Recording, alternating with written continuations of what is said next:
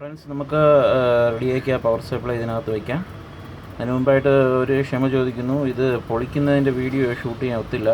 Customer ഉണ്ടായിരുന്നു, ആ സമയത്ത് വീഡിയോ ഷൂട്ട് ചെയ്യാൻ ഒത്തിട്ടില്ല. അപ്പോൾ അവരുടെ ഫ്രണ്ടിൽ വെച്ചാണ് അത് ഇളക്കിയത്.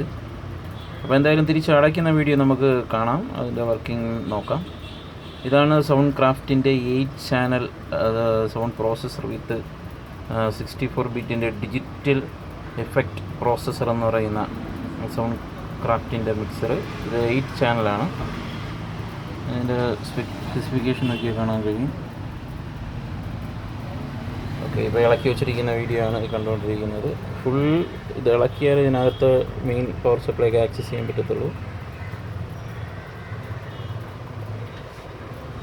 ഇത് അതിൻ്റെ സൗണ്ട് പ്രോസസ്സറാണ്. അതിൻ്റെ സൗണ്ട് പ്രോസസ്സറാണ് ഈ നിങ്ങൾ കാണുന്നത്.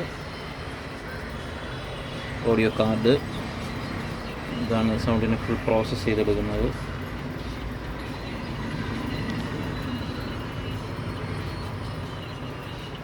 കാണുന്നുണ്ടല്ലോ ഫ്രണ്ട്സ്.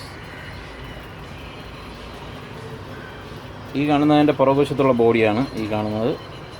ഇത് ഫ്രണ്ട് ബോഡി, ഇത് പുറകുവശത്തെ ബോഡി, ഇത് പ്രോസസ്സർ, ഇത് പവർ സപ്ലൈയുടെ പുറകിൽ വരുന്ന പ്രൊട്ടക്ഷൻ ബോർഡും അതും തിരിച്ച് ഫിറ്റ് ചെയ്യുമ്പോൾ നമുക്കത് എങ്ങനെയാണെന്ന് കാണാം. ഇതിൻ്റെ ഫ്രണ്ട് പാനലിൽ വരുന്ന അതിൻ്റെ ഇത് കൺട്രോളുകളുടെ നോബുകളാണ് ഈ കാണുന്നത്. ഇത് ഫാഡറിൻ്റെ നോബ്. ഇതതിൻ്റെ ഫോണോ ജാക്ക്, ഇത് സോക്കറ്റുകൾ ഫിറ്റ് ചെയ്തിരിക്കുന്നത്. ബാക്കി ഇതിൻ്റെ സ്ക്രൂ സെറ്റ്, ഇത് അതിൻ്റെ വാഷർ, ഇത് ഫിറ്റ് ചെയ്യുന്നതിൻ്റെ.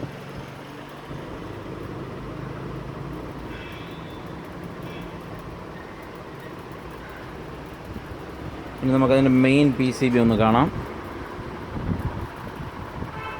ഇതാണ് അതിൻ്റെ മെയിൻ PCB. 8 ചാനലാണ് ഇത് വരുന്നത്. 1 2 3 4 5 6 7 8 channel.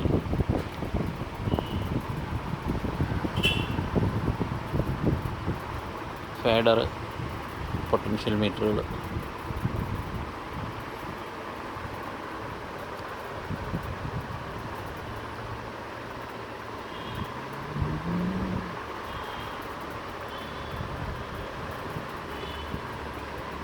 Light level, control systems. ഇത് നമ്മൾ റെഡിയാക്കി ഉണങ്ങാൻ വെച്ചിരിക്കുന്ന പവർ സപ്ലൈ ആണ്.